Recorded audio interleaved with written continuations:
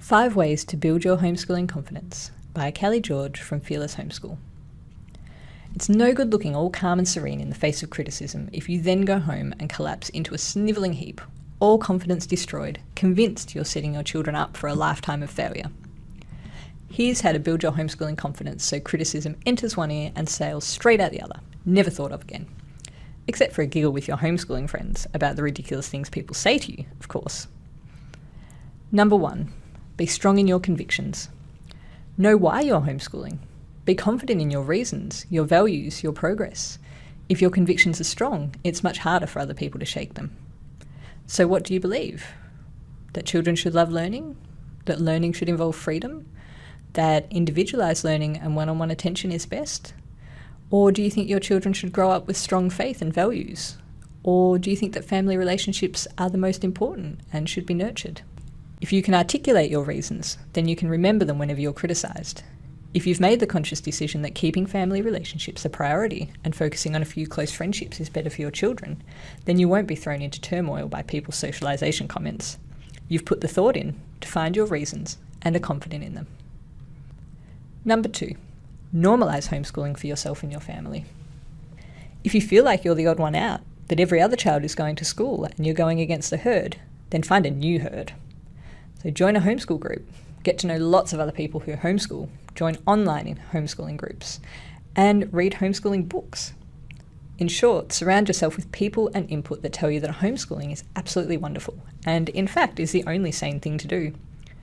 When having your children home with you seems totally normal, most criticism seems absurd and is much easier to brush off. Number 3, celebrate your successes. Make sure you really notice and acknowledge your homeschooling successes. So these can be big and impressive to other people, such as getting a high mark on a test, or smaller and impressive to you, such as seeing your child have the confidence to strike up a conversation with another child at the playground, something they haven't done since being bullied at school. Keeping a journal where you note all of these successes down is a great idea. Whenever your confidence feels battered, take it out and read through it. It's guaranteed to put you in a positive mood.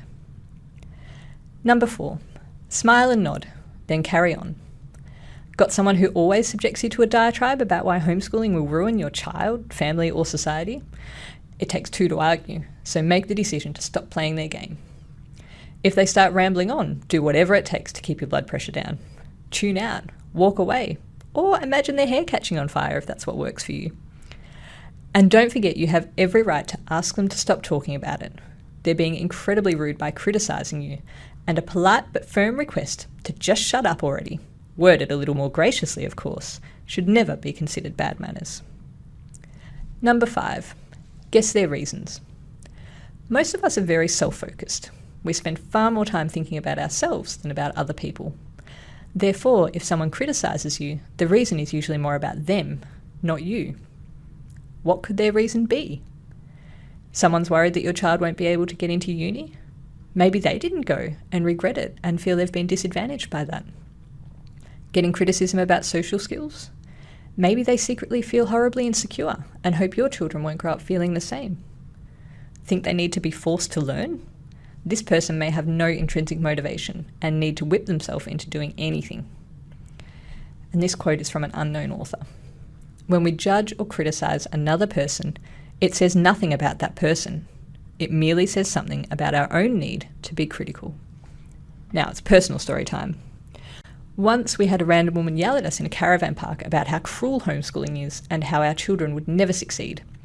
After the shock wore off, we thought about it. She was young and lived in the caravan park with her 2 toddlers. Maybe she regretted not getting an education and she felt trapped, stuck living at a caravan park because she couldn't earn enough money to buy or rent a house. Maybe, like most of society, she didn't understand that parents could educate their own children and feared our children were heading for a life like hers. We all felt much calmer about her unprovoked attack after that, and even felt some compassion for her. Now, you may not be right about their reasons, but thinking up a few stops you obsessing over what you must have done wrong to attract that criticism. It also shows your children that life isn't all about them, and models empathy and compassion, and the world could certainly use more of that. Finally, always remember, your job is to educate your children, not other people. You don't need to waste time trying to convince other people you're right or get their approval. Instead, spend that time doing more with your children, and your family will be the ultimate proof that homeschooling really does work. Thank you for listening.